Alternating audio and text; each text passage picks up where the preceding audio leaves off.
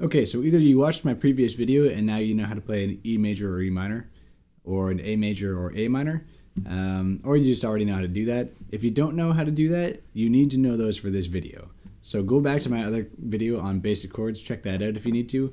Otherwise, let's get into it. With bar chords, all you're doing is taking an E major, E minor, A major, and A minor, and then just sliding them around on the neck. Now, what you need to do is you need to be comfortable playing those chords with these three fingers because you need your index finger free for what we're about to do. A bar chord is called that because you're using the index finger as a bar. And what it's doing is it's acting as the nut. So this white part here is called the nut. And it gives you your open notes. Now, if I were to use my index finger as a bar and do that on first fret, then what I've done is taken all those open notes and I've shifted them all up a half step or a semitone, you know, or second fret or third fret or whatever, right? So that's my bar. And if I add some of our first position chords to that bar, then really I'm effectively doing what we're doing in open, or without a bar in first position. I'm taking open, and then in the case of an E major, a fifth above that, and an octave, and a third. Again, if you don't know what those mean, I have another video where I explain intervals and things like that. You might want to check that out. But basically, by using my bar and keeping the chord shape the same of the major third, or the E major, or the E minor, or the A major, or the A minor, I'm taking those chords and shifting them up. So if this is an E major, and then I shift it up and add a bar, what I've done is I've turned that into an F major. So how you would figure this out is if you needed to play like a G sharp major, for example, what you would do is you'd take your E shape, and you know that in your E, your lowest note right now when you're just doing a normal thing is an E.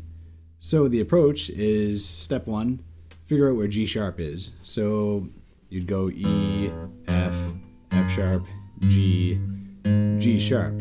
Again, if you don't know what I mean by sharps and flats, I have another video on that. There's a link below. Check it out. But, alright, well, we found G sharp. It's 4th fret on the E string. So what we would do is we'd add our bar, and then we would take that E major shape that we had, and we add that to the bar, right? So we basically slid this up, barred it. Now we've got a G sharp major, right? And the same argument applies with minor chords as well. So if we had the E minor shape down here, and you wanted to do a G sharp minor, we just slide that up to where the G sharp is, bar it, add the E minor shape, bam, you now have a G sharp minor. Okay, now, that's all well and good if the note that you find is on the E string, but say you want to do a B major, and you're like, okay, well, E, F, F sharp, G, G sharp, A sharp, B. You're like, okay, so you could do the same thing if you want to do a B major. You could bar there, and you could add your E major shape. You have a B major.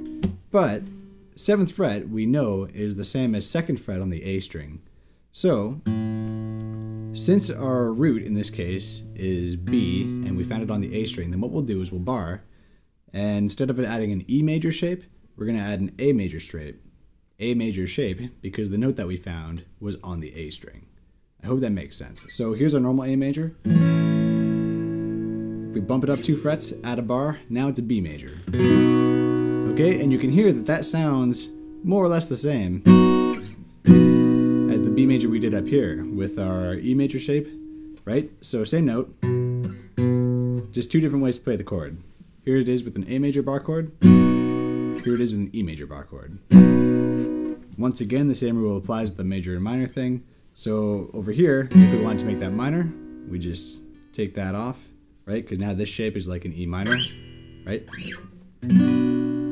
Similarly, if we were to convert our A major style bar chord, like this is a B major chord, right? Because we took the A major and bumped it up 2 frets.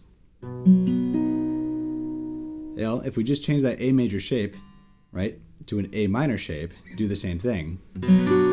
Now we have a B minor. Okay, so in terms of bar chords, that's basically all you need to know. they're usually done with the E or the A shape. But if you're following the logic here, you know, really any chord that is fretted and you can free up a finger, you could in theory do a bar chord with. So say like a G major, say a C major, right? If I were to play it like that, so that my index finger is free, and I bumped it up 2 frets, I mean, it's kind of awkward to do, but if you were to bump it up 2 frets and then bar, now that's a D major, right? It's pretty unusual that you would do that, but again, you can. Like, the rules still apply, because what you've done is you've kept the intervals between the notes the same, which means that it's going to work as a major chord, right? So, again, just to sort of follow through with this logic, if that was a C and we've bumped it up 2 frets, now it's a D, which is the same as this, which is the same as this, which is the same as this, right? So if you followed along, that was one of these funky ones that you'll probably never do, followed by a ordinary first position D major, followed by a D major bar chord in the A major style, right? A major shape, bump it up to where a D is, A, B, C, C sharp, D, followed by an E major style bar chord, right? If that's E, an octave above, E, whole tone down is D, D major. And that's pretty much all you need to know.